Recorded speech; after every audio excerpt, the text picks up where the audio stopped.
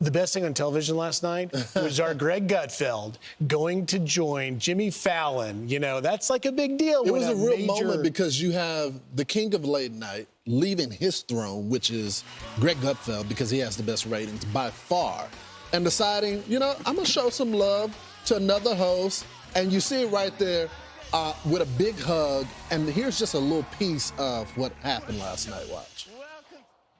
So I walk into this bar, and I'm with my friend Andy. We just got off shooting something, and I walk in, and I'm looking around. I go, what the hell have I got it into? And then I see you, and you look at me, and you have your eyes just kind of explode, and you run towards me, and you tackle me like you're like a giant golden retriever.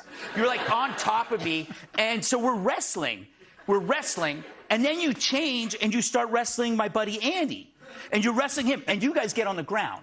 You guys are now on the ground wrestling. And so I pull out a cigarette, I light a cigarette, and I'm smoking it, and you stop, and you come over to me, and you grab it, and you crinkle it, and you go, these things will kill you, and you threw it. And then I go, dude, I'm not rich. You're rich. I have to cigarettes are expensive in New York City. I yell, and all of a sudden your face changed, and you looked sad.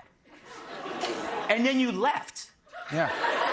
Nice to see you. And then 5 minutes later, you come back with a fresh pack of Parliaments, and you hand them to me, and you go, here. And I go, that was really sweet. You want me to die. I'm sorry I tackled you. I know. It was great, though. It was all very good-natured, and it was a great memory. And I'm so glad I finally got to tell you about it. I'm so happy. Thank you. And welcome back. Welcome to the show. Thank you for telling us. I'm happy. That's a true story. No, because you didn't remember it, and then you remembered it. I do. I remember all the details you said are correct, so I do. It definitely happened. Yeah, absolutely. It was amazing. What makes a great comedian, and the greats know that this is why Chappelle has had a career for so long, is the ability to tell a story. And I thought it was so great. It humanized Greg. And I saw some people online, it was like they wanted him to attack Fallon. They missed the point. The point wasn't about attacking. It was about sharing this good moment and laughing. Did you hear the laughter in the crowd? Because it was nothing political. It was stories about life. And I loved the moment. Also, my stomach's growling. I hope no one at home can hear it. But I see this as the country healing. Because for so long, you had these people like Stephen Colbert or I'm blanking on his name, the radio host that might get canceled. Oh my God. Stern. Oh my gosh, I blanked on it. Thank you, Lawrence. Who like basically made their identity hating half the country, right? And like hating Donald Trump. And then now, you know, Stephen Colbert is out. Howard Stern might be out. There's rumors, right? And so I see this as the country kind of like coming together. And so it's interesting that these people who made hating Trump their whole identity, and then Trump wins the popular vote. And then so now it's like, who are they? What do they stand for? That's right. Well, we'll see. You know, and good for Greg. Gutfeld also was able to talk a little bit about his new show and his project he's doing, What Did I Miss? And he was telling Jimmy Fallon about it. I thought it was pretty clever the way he worked it in. Watch.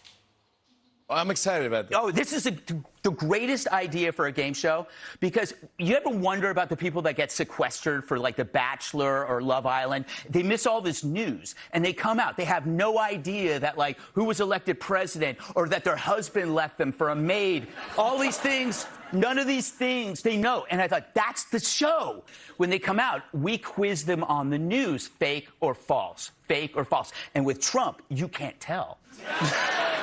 Because, like, for example, imagine somebody says to you, true or false, the president demands an annexation of Canada. Yeah. No. But it's Trump. Yes, it definitely happened. Yeah. That was wow. Yeah, it was. So it was an amazing show. Yeah, Greg crushed it. He did so well. And, you know, way back years ago, I would go occasionally on Red Eye when he first did it. And, of course, he had his self-deprecating humor about being on in the middle of the night at 3 a.m. But now to see him sitting on set with Jimmy Fallon being the king of comedy, it's really cool. Well, you got to give kudos to Fallon as well. He wasn't as radical as the rest of them. Actually, I've always liked Fallon because I actually think he's funny. I don't think he's as partisan. I know there's some that has tried to push him into the political debates, but he seems like the most normal out of the three. And so I'm hoping that this changes something for his show as well. Don't be like the rest. Don't go down that road, or at least try to recover.